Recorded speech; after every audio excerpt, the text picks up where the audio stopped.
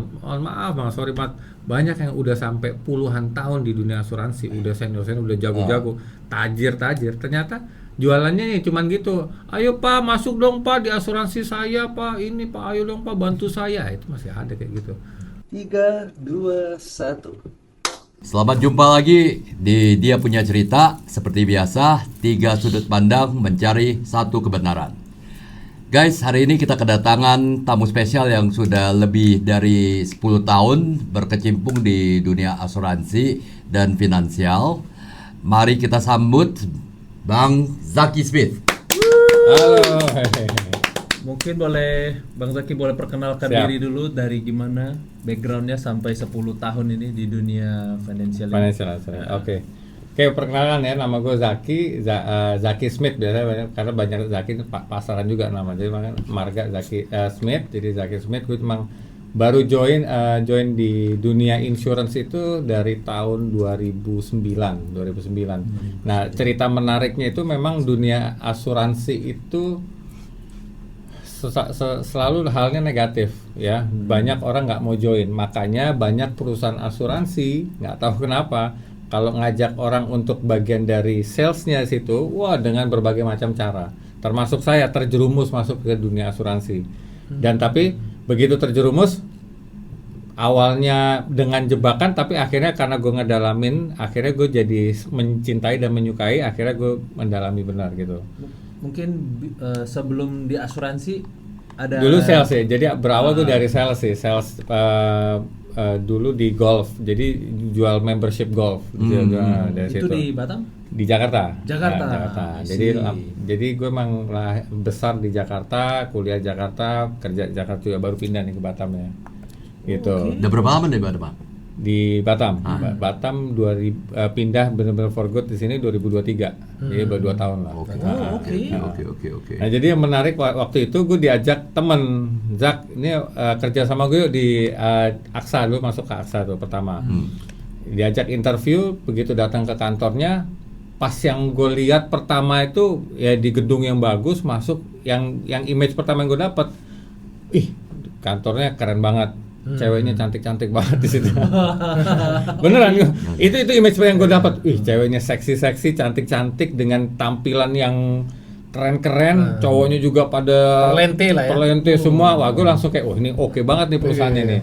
Dijelasin ujung-ujungnya asuransi ternyata. Padahal gue belum tahu apa-apa, tapi udah negatif aja. Padahal belum tahu itu asuransi apa. Akhirnya ya dijelasin benefitnya, bisa dapat potensi income-nya berapa segala macam. Akhirnya join di situ. Nah, join dengan itu awalnya karena kantornya keren, banyak cewek cantiknya, gaya kerjanya juga anak-anak muda yang keren-keren. Ya udah, gue join di situ. Join akhirnya mengikuti training. Nah, begitu ikut training baru kebuka bahwa oh ternyata yang gue dapat dari dunia asuransi waktu itu 2 sih. Ternyata produknya itu sangat dibutuhkan sama orang. Harusnya orang butuh, harusnya. Ini orang baru nih, orang awam banget, harusnya butuh nih. Yang kedua, duitnya bisa banyak nih. Gue bisa dapat banyak duit. Berarti kita dapat expert langsung nih dari Ya juga, Bang. Bang Zaki ya.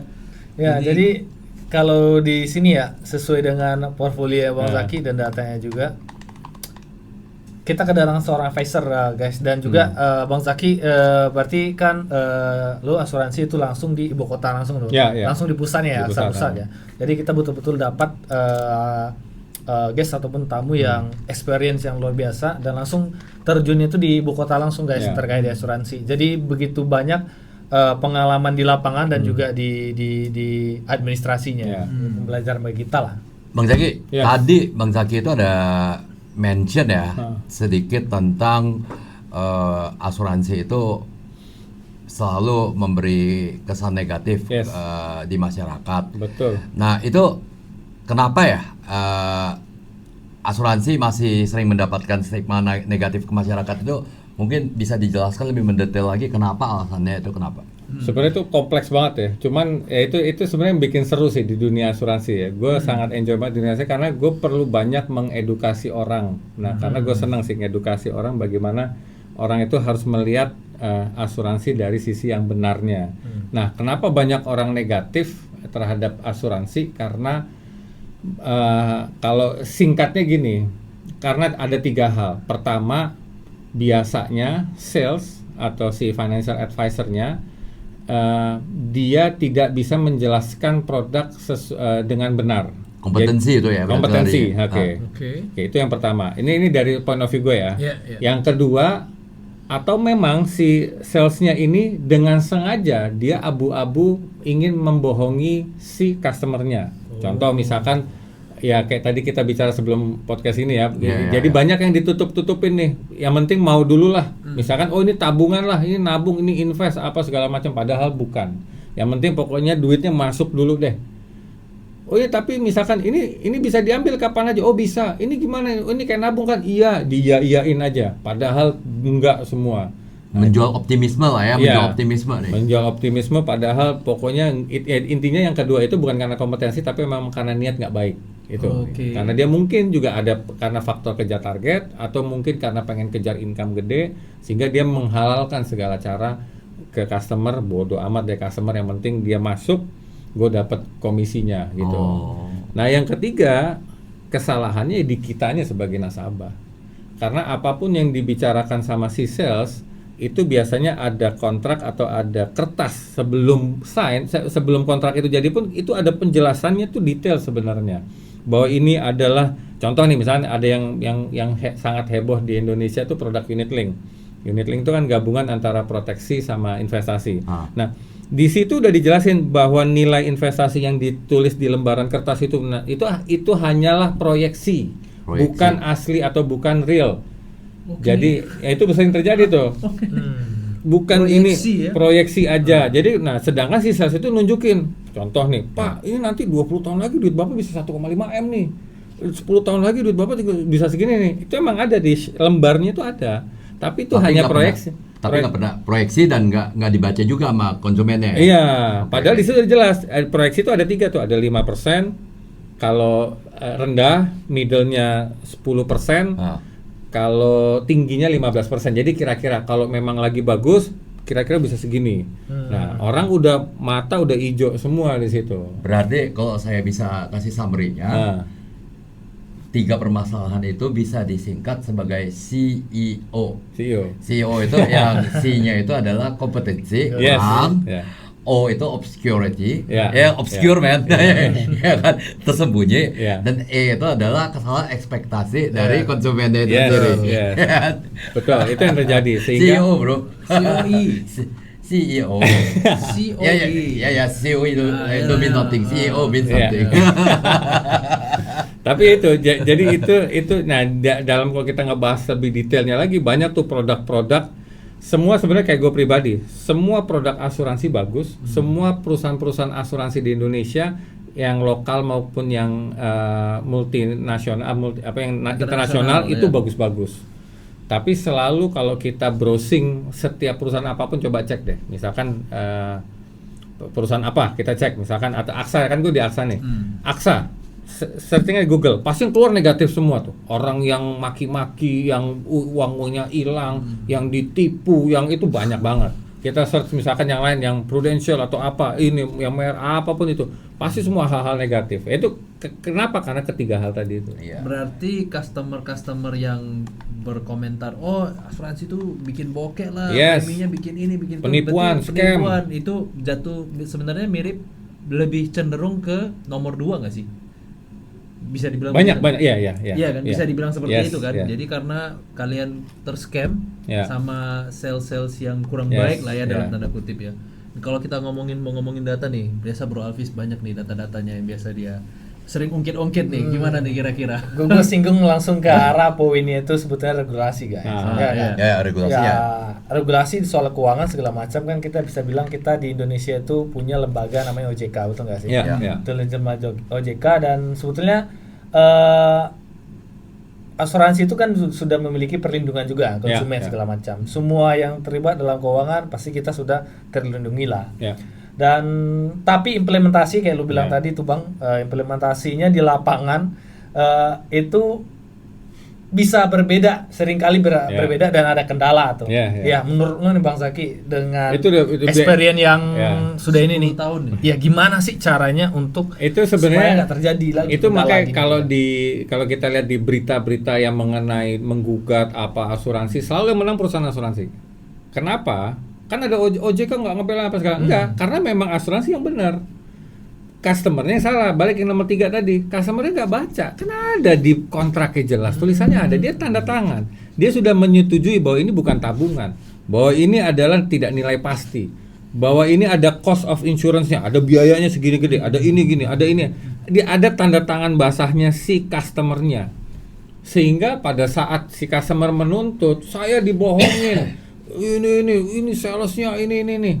Begitu dicek lah, ada tanda tangan ibu di sini, udah mengerti.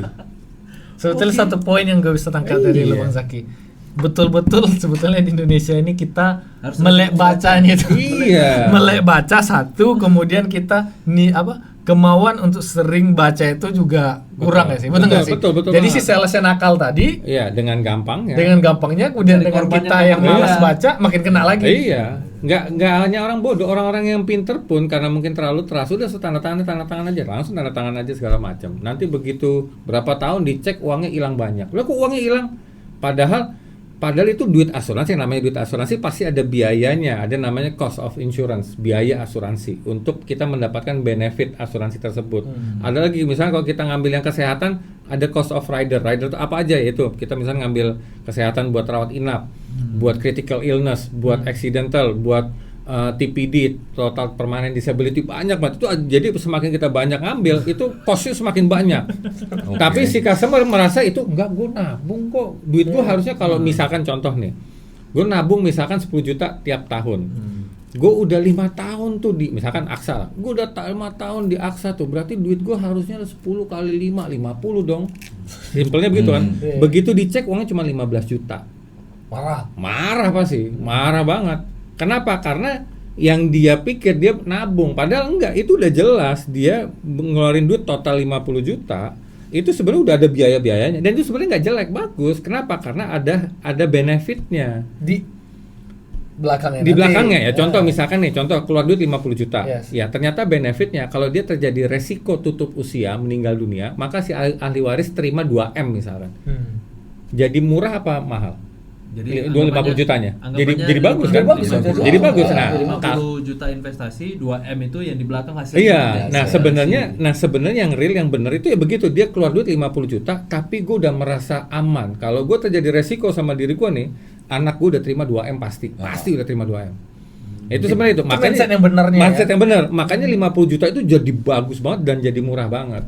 Nah, tapi mindsetnya berubah, dibelokin tuh ke investasi oleh sales ya. Sales. Karena kalau ditawarin asuransi nggak mau, tapi kalau ditawarin tabungan, langsung mau deh. Nah, begitu 50 juta dilihat biayanya sisa 15 juta, ya dia udah ngamuk-ngamuk gitu. Bang Zaki, dari posisi Bang Zaki sejauh ini sebagai financial advisor, setelah memantau dan memahami keadaan seperti ini, keadaan negatif seperti ini, langkah-langkah apa yang Bang Zaki gunakan untuk mengubah persepsi negatif ini? Yes.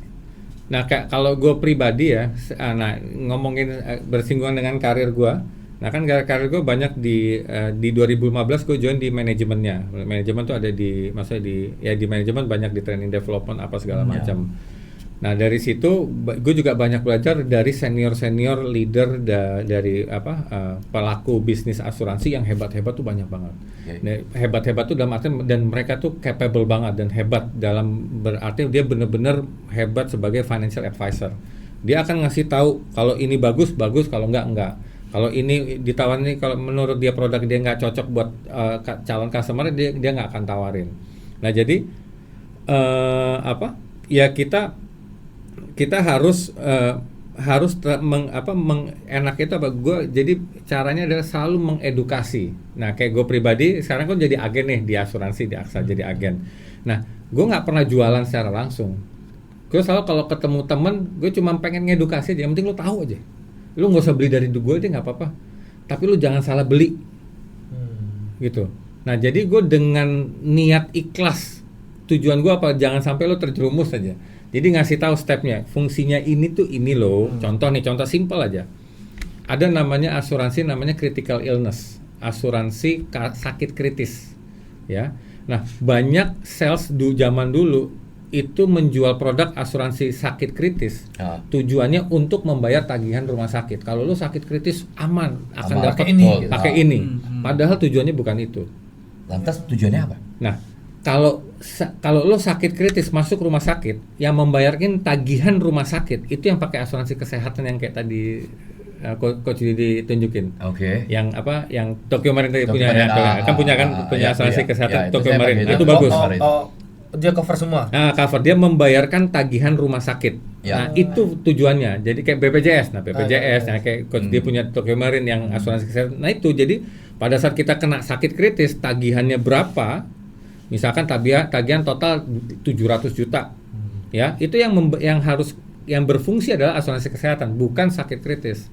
Nah, kebanyakan yang nggak ngerti, yang ngaco-ngaco dipakai itu untuk membayarkan tagihan rumah sakit. Betul. Nah, terus apa tujuan sakit kritis? Nah, tujuan asuransi sakit kritis itu adalah santunan sakit kritis untuk post setelah kita sakit kritis itu. Jadi kita dapat lamsam. Karena dalam ilmu perencanaan keuangan itu penting banget. Contoh, maksudnya penting banget. Detail kali ini. Penting banget. Jadi contoh gini. Tagihan rumah sakit dibayar asuransi kesehatan. Okay. Kalau kita sakit anggap lagi nih, misalkan gue nih tiba-tiba gue kena stroke, ya kena stroke. Nah begitu kena stroke, gue udah merasa tagihan rumah sakit aman, dibayarin semua 700 juta aman, nggak perlu keluar, tenang. Tapi begitu gue keluar dari rumah sakit, apakah gue bisa beraktivitas? Bisa. Nggak kalau stroke. Kalau stroke nggak bisa. Tapi kan gue nggak perawatan. Ya nggak perawatan ya. Tapi stroke, setelah stroke gue bisa make income nggak?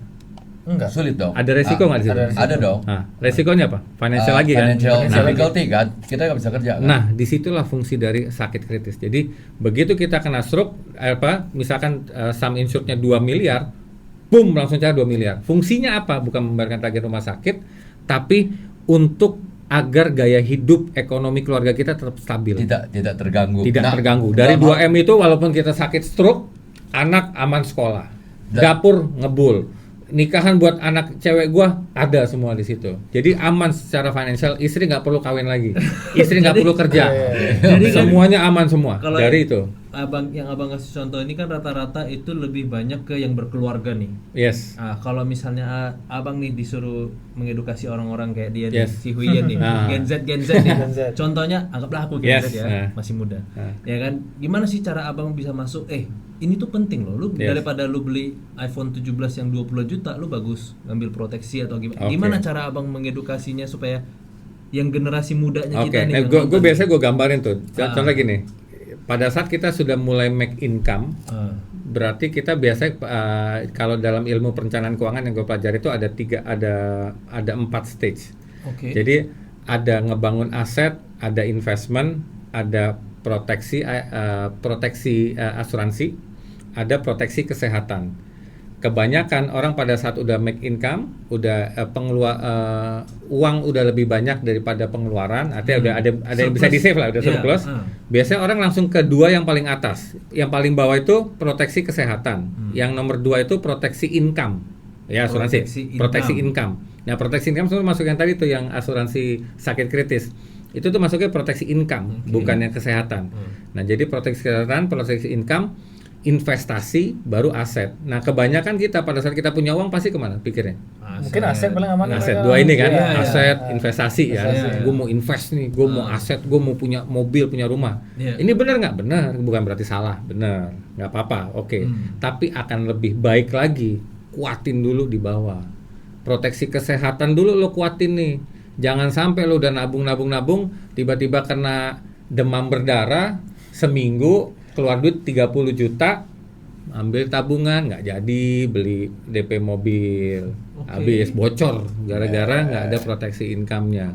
Gue udah mulai invest, udah masuk investasi, gue udah masuk tuh reksadana atau nggak masuk ke kripto, masuk ke ini, masuk ke Ethereum, udah masuk duit banyak ke situ. Tiba-tiba gue kena sakit atau kecelakaan, accident, butuh operasi kecil, keluar duit misalkan 35 juta, nggak ada uang cash saving. Wah kriptonya gue cairin deh, Pas Habis. kriptonya pas lagi turun Nah, lagi. habis sudah. makin kosong lah ya. Ya, nah makanya jadi gue saranin kuatin dulu proteksi kesehatannya. Nah bahasa gue kenapa mesti gue bilang kuatin, karena kadang-kadang banyak orang, oh gue udah punya kok dari kantor. Iya. Nah, ya kan? Iya. Itu barusan yang mau kutanya Iya. itu. Barusan banget yang mau Oh gue kutanya. udah punya. Nah makanya bahasa gue bilang apa? Kuatin. Dari kantor lu udah kuat belum asuransinya? Iya. Nah, kadang ada yang cuma limitnya berapa ini segala Oke, macam. Nah, iya, kalau iya, itu kita mesti cek benefit dari kantor kita dapat berapa. Oh, lumayan oke. Oh, kalau udah bagus ya udah nggak Udah, perlu nggak nambah, apa-apa. nggak perlu nambah. Tapi kalau ternyata cuma di cover rawat jalan segini, kalau rawat inap cuma segini, karena banyak temen gue pribadi di AXA yang karyawan-karyawan itu dulu, itu dia ada dua tuh kejadian. Yang satu operasi apa sampai over limit. Pakai asuransi kantor, over limit, akhirnya dipotong gaji dia. Karena limitnya nggak cukup. Nah, berarti itu proteksi Kurang kesehatannya kuat berarti. kuat nggak? Kalau udah kuat, oke, lanjut, nggak apa-apa. Oh, ada BPJS, oh iya lah, BPJS bagus banget itu BPJS, pakai BPJS. Cuman kadang-kadang banyak kita yang kurang suka. BPJS itu bagus secara bagus. Cuman prakteknya itu banyak yang kurang oke, dalam mesti ke ini dulu, ke klinik dulu, rumah sakitnya ini, birokrasinya. Jadi banyak orang gue pengennya private aja deh, swasta aja. Nah, makanya lu yaudah. bilang tadi nguatin kan. Sebetulnya sejalan juga dengan hal ini Bang Zaki. Dari sisi legal ya. Tadi gue bilang gue lebih sisi legal tuh. Karena kan sebenarnya nasabah ini kan tadi lu udah bilang tuh Bang. Kebanyakan kalau udah sampai ke pengadilan atau pengaduan, si asuransi lebih menang tuh daripada si nasabahnya.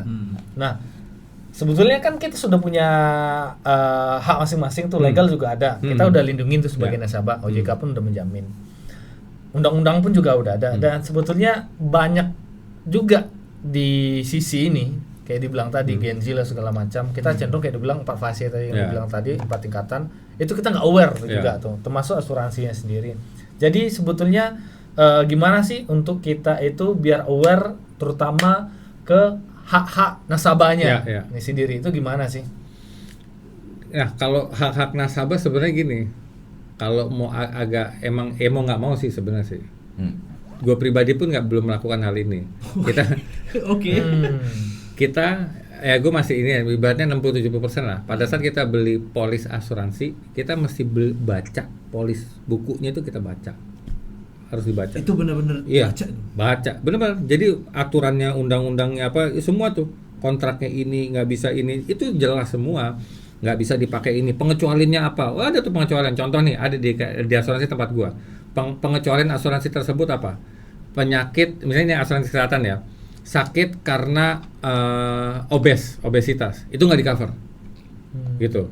Nah, jadi pada saat ternyata yang beli obes, terus tiba-tiba dia klaim karena begitu diagnosa dokternya karena obes dia kena sakit jantung, jadi ada sebab akibatnya tuh, sebabnya obes sehingga dia menyerang ke jantung. Nah di pengecualian ada tuh tulisan kecil tuh, obes tidak di cover. Nah, penyakit karena obes tidak di cover misalkan. Batal lah semuanya. Batal, begitu tagihannya misalkan 180 juta, begitu nagih nggak dibayar, ngamuk, wah ini apa, akhir pengadilan ini apa sekarang, percuma juga ada kok di kontraknya, tanda tangan juga semua di situ. Jadi makanya mau nggak mau sih balik lagi tapi semuanya. segini, intinya gini sih, secara umum tapi gue pribadi pengen kita semua itu sebagai customer itu harus pintar, memang harus pintar. Jadi kita jadi customer itu harus kayak seakan-akan selevel dengan salesnya. Gue pribadi udah sering tuh nemuin teman-teman gue yang begitu gue ngobrol-ngobrol, pintar dia, tahu ini kan gini, Zak, ini gini, pintar nih orang, kok ngerti nih orang. Nah justru sebenarnya kita tuh harus kayak gitu, jadi benar-benar tahu detail, karena penting, karena asuransi itu penting, masalah income, masalah proteksi income kita, financial kita, demi kepentingan siapa, keluarga, anak, orang. Nah balik lagi kalau masalah single itu kita sakit ya gitu, jangan sampai minjem ke orang lain, jangan sampai jual rumah kita, apapun itu penting. Balik lagi ke mindset ya kayak lo bilang tadi. Iya. Kegunaan proteksi sebetulnya ya. Intinya proteksi bukan cari keuntungan. Bukan cari keuntungan. Jadi proteksi income, makanya proteksi income bagaimana? Sebenarnya makanya asuransi itu yang kita proteksi itu income-nya kita, duitnya kita, bukan masalah matinya, sakitnya. Mati udah urusan Tuhan udah. Gue beli asuransi nggak beli asuransi, gue udah ditentukan gue kapan mati. Sakit kan, cuman orang zaman dulu kan gitu kan. Pak, ini bapak kalau meninggal nanti dapat duit segini, lu nyumpahin gue mati loh. Tapi kayak lu bilang ada banyak banget. Tapi kalau itu sih, itu kalau gue pribadi gue tahu banget itu karena kesalahan salesnya ngomongnya nggak jago. Pak Zaki, saya ada 2 pertanyaan nih. Untuk pemula yang baru mau mulai, sebagai financial advisor, jenis asuransi apa yang menurut Bang Zaki paling recommended sebagai langkah pertama? Itu pertanyaan saya pertama. Pertanyaan saya yang kedua adalah bagaimana cara memilih produk yang tepat tanpa terbebani premi, menimbang keadaan ekonomi sekarang itu kan sangat labil ya. Kadang-kadang kita tiba-tiba out of work, out of income. Nah, gimana langkah-langkah apa aja yang harus kita antisipasi untuk mencegah hal ini? Langkah sebenarnya kalau langkah gampangnya kita harus punya atau ketemu financial advisor yang hebat. Satu di sini nih. Oke. Tapi banyak di luar sana banyak. Di setiap perusahaan tuh jaga hebat-hebat nih. Kalau gue sebut ya, kalau gue boleh sebut, yang dari Allianz, Manulife, Tokio Marine, Prudential, AXA, semua yang lokal-lokal, Sinarmas, itu banyak orang-orang hebat yang ngerti dan jago-jago. Nah, dia harus punya ilmu financial planningnya. Nah, kayak gue di AXA, gue diajarin namanya FNA, Financial Need Analysis. Jadi kita harus menganalisa dulu. Jadi gue mesti kayak dokter, dokter ngecek secara finansial. Iya, secara finansial. Apa gangguannya? Kenapa lo begini? Apa yang dirasain? Nih. Udah dapet, baru kita kasih resepnya. Makanya advisor dia. Itu ada ilmunya dan harus belajar kebanyakan. Jadi apa yang dibutuhkan oleh pemula sama apa yang dibutuhkan oleh misalnya Zen X kayak saya, Zen Y, Zen Z itu beda-beda dong. Beda-beda. Beda banget, beda banget. Beda umur. Karena ini contoh, umur segini single beda, umur segini nikah beda, umur segini nikah punya anak 1 beda lagi. Umur ini terus gaya hidup juga beda. Dari sisi income juga beda gitu. Nah, jadi langkah pertama jawabannya yang kalau mau yang simple, yang orang kan mau instan sekarang kan, mau apa-apa instan. Cari temuin financial advisor yang bagus. Tes dulu financial advisor. Ini orang jago nggak? Pinter tes. Harus kita berhak untuk ngetes financial advisornya. Tes aja dulu. Mungkin ya kita cari bocoran gimana cara ngetesnya, dia ngerti nggak? Dia jual sesuai kebutuhan gua nggak? Kasih pertanyaan-pertanyaan jebakan segala macam. Kalau dia jago, dia bagus, dia akan ngasih sesuai kebutuhan. Misalkan gua ada duit segini nih, gua mau pakai asuransi. Kalau ngerti, dia akan nolak. Nanti dulu nggak bisa, gue akan cek dulu. Jangan-jangan nanti kalau lo over budget bahaya. Jangan sampai nanti malah baru 3 tahun nanti lo nggak ngelanjutin. Itu banyak kejadian tuh. Kalau yang sales-sales yang kayak gini dia mesti nerima. Gue seneng duit depan mata itu. Wah, tapi kalau ini kan berarti integritas salesnya itu juga sangat penting dong. Penting banget. Kalau nggak salah tuh di Singapura itu sekarang tuh minimum mereka udah CFP, harus CFP. CFP itu Certified Financial Planner. Itu untuk mendapatkan sertifikasinya itu nggak murah, mahal banget. Puluhan juta lah, di atas 15 sampai 20 juta. Standarnya mereka udah setinggi itu. Nah, di Indonesia belum. Artinya, nah CFP itu belajar Certified Financial Planner. Jadi dia belajar mengenai ilmu waris, dia belajar mengenai pajak, dia belajar mengenai investment, dia belajar mengenai asuransi, dan belajar mengenai hibah kayak gitu. Pokoknya ada 5 ilmu itu. Tapi berarti kebanyakan di kita ini sales-sales yang banyak kemarin kejadian yang jelek-jelek itu, berarti salesnya kebanyakan juga ibaratnya secara fundamental juga nggak matang. Banyak. Bahkan ada, mohon maaf bang, sorry banget, banyak yang udah sampai puluhan tahun di dunia asuransi, udah senior, udah jago-jago, tajir.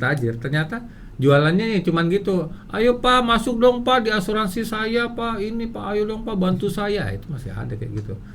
cari.